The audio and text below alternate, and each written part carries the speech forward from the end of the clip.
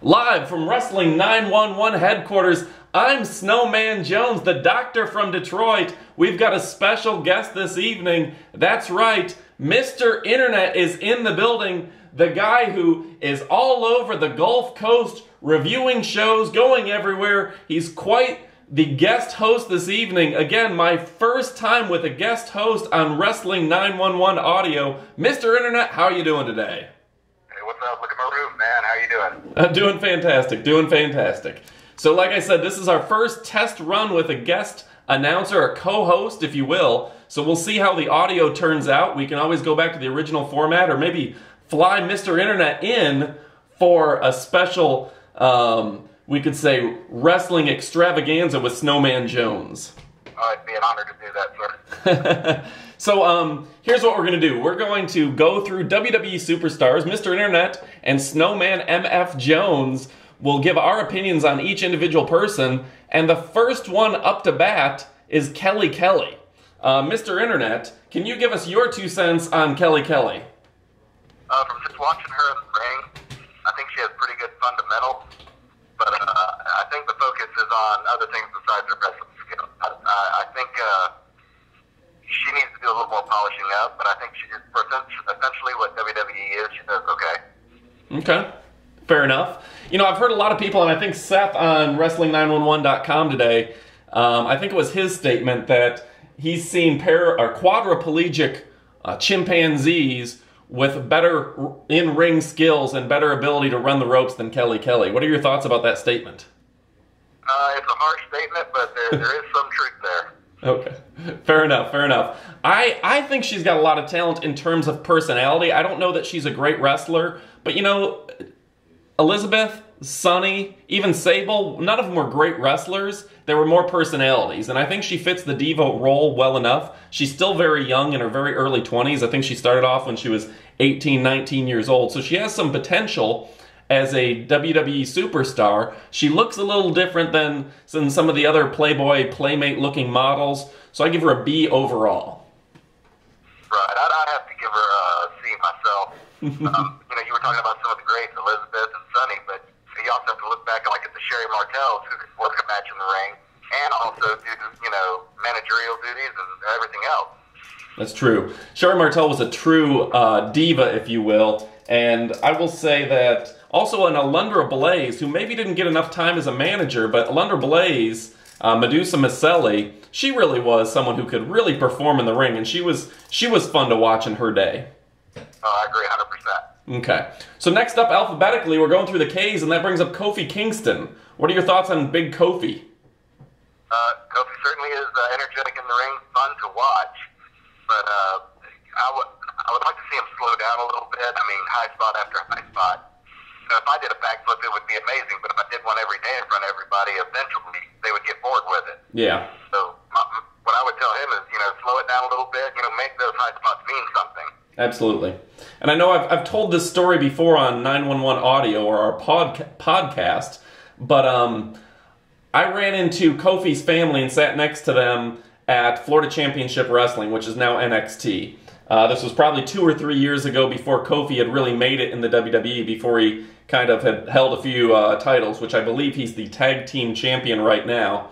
But unbeknownst to me, you know, Kofi was a rising star, and I didn't know much about him. And somebody had said his name, and I was, for pretty much the entire night, to his wife and kids, I was calling him Coffee. And yeah, so I guess not all coffee is the same. Just because it's black doesn't mean it's coffee. And I messed that one up, and I apologize to him and his family for that. But I agree with you. For me, I don't really like watching him in the ring. His high spots aren't so amazing that I'm just blown away by him. And he does need to slow down and get a little bit better fundamentally. And I think it's an odd pairing of him and Ron the Truth Killings. I don't know how those two really go together other than their haircuts. Yeah, I mean, you know, I miss the days where a tag team was a tag team. You know, Hart Foundation, the Davey Boy Smith and the Dynamite Kid, guys like that. Right. Okay. So next up we have Layla. Now, I'm not sure the exact story. I've seen her name as Layla and Layla L. Do you know anything about that? I don't know too much. I'll be 100% honest with you. I do know who she is. but I don't have enough to actually give an honest opinion on her. Okay. I know she danced for P. Diddy and Kanye West at the MTV Music Awards. I think her full real name is Layla L. She was born in 1977, if I'm not mistaken, making her roughly 35 years old. And she was a dancer for Carnival Cruise and the Miami Heat. If I'm not mistaken, she was part of the Tough Enough contest for the $250,000 Diva Search. So she's an interesting lady. She's got a little background to her, and she's the current WWE reigning women's champion. Frankly, I liked her a little bit more when they let her have kind of curly hair, made her look a little unique, because now they've straightened her hair and given her brown hair and put her in makeup, and she's starting to look like all the other divas. And that's one thing that I always criticize about the WWE, is that they make their divas all look alike. I agree with you there. I mean, not divas, but I would say 60% of the wrestling in general is, and the look and everything is just cookie cutter, you know? I mean, that's why I love the Indies so much. I know this is a WWE forum here, but that's why I love the Indies, is because there's improvisation, different looks, so on, you know? Yeah, absolutely.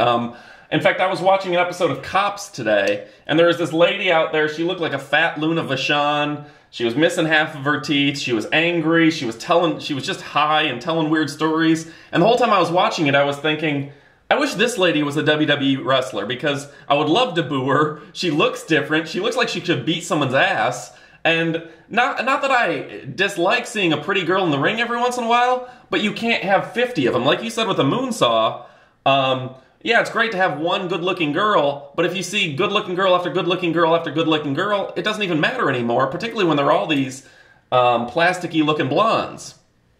Right. I don't know whether to clap or pull a dollar out, you know, it's crazy. Okay. So the next up, speaking of different-looking blondes in the WWE, is Lilian Garcia, who I'm sure that you know from her announcing days in the WWE, and I'd be curious to know your thoughts on Lilian Garcia. As far as announcing goes, she gets the job done. I mean, she gets over with the crowd just on her announcing. You know, she cut a few records, didn't she, I believe? You know, as far as announcing goes, I think she's fine. Yep. You know, what's interesting, and not a lot of people know this, is that Lilian Garcia was born in 1967, which makes her about 45 years old. I don't think she looks 45. I think she's holding up pretty well for her age.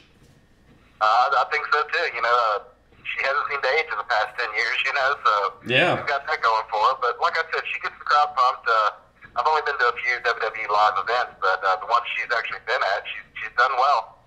Right. You know, I think she's got a great set of pipes. I know she sang at the 1996 Olympics.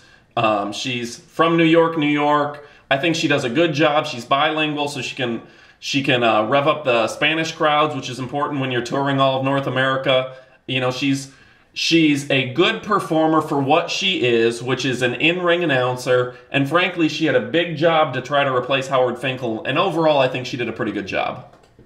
Yeah, absolutely. I'd have to agree. Okay. Next up is the Silverback, Mark Henry. Speaking of 1996 Olympians, the world's strongest man who was won the silver in the Olympics. And frankly, he only won the silver because he injured his shoulder. He was a shoo-in for the gold medal, and he set world records for lifts that year for the Olympics. He's won strongman competitions left and right. He's just a monster, considering that the guy's been in the WWE since 1995 or so. He's quite the monster, and I'm surprised that this guy, who a lot of people build as just a gimmick, another strongman, has done so well in a 15-year wrestling career. Right, but I have never seen him, with the exception of one or two angles, never really seen him get over. I mean, the thing he's known for most was that horrible angle they did with the birth of the hand or whatever it was. Yep, him and Mae Young. I'm not doubting his skill as a wrestler. I just don't think he's lived up to the hype all these years. I keep thinking WWE is waiting for him just to, you know, just turn that corner and really get over. Right. Now, he seems like the kind of guy who every once in a while they give him a main event push because of his size, but he's never going to be really the it guy in the WWE. He doesn't have the personality. I think Vince likes him just because he is. He can claim him as the world's strongest man. I remember back in the 90s, seeing him on ESPN, and at 400 pounds he could dunk a basketball. And I want to correct a statement I made earlier. Mark Henry was in the 1992 Olympics, and I think he won the 2002 Arnold Strongman Classic to become the world's strongest man. So I said 1996 earlier, it was 1992. But Mark Henry has had a good WWE career. You're absolutely right. And I think it's the personality, and it's something that, unless somebody has worked for years in the indies and had the ability and has just the charisma, they're never going to get to that CM Punk personality, that The Rock personality, where they grew up around wrestling. You know, Mark Henry, I don't think, did that. He kind of just jumped into the spotlight because of his size, but I don't think he ever really had the ability to hone his persona, if you will. Yeah, I agree. It's just, and like I said, he's not a terrible wrestler. It's just, with the whole strongman gimmick, it kind of limits him what you can do in the ring. Right. Absolutely. Well, Mr. Internet, again, people are listening to Snowman Jones and his first co-anchor, guest star, Mr. Internet. We've reviewed everyone from Kelly to Mark Henry. We're at almost the 11.5-minute point. Mr. Internet, is there anything that you'd like to promote before we end this show? Well, of course, I got a promo, tell everybody out there, be sure to check out Wrestling911.com for all your wrestling needs, all your wrestling info. Just get on there and make a few friends. I'd also like to remind everybody that on September 1st, Planet Wrestling, we are involved in our very first tag team tournament. If you're down this way, let's come to the Loxley Civic Center in Loxley, Alabama, and check us out. Absolutely. Check out the guys like Wade Garrett, and I think Mays may still be working over there, and obviously you have Bobby Dahl and the whole crew, and see Mr. Internet in the audience. You'll have a good time. I've heard good things about Planet Wrestling. I've seen their posters, and I gotta say their graphics work is pretty good. So folks, again, Snowman Jones here signing off. Thanks again, Mr. Internet. Thanks for joining us.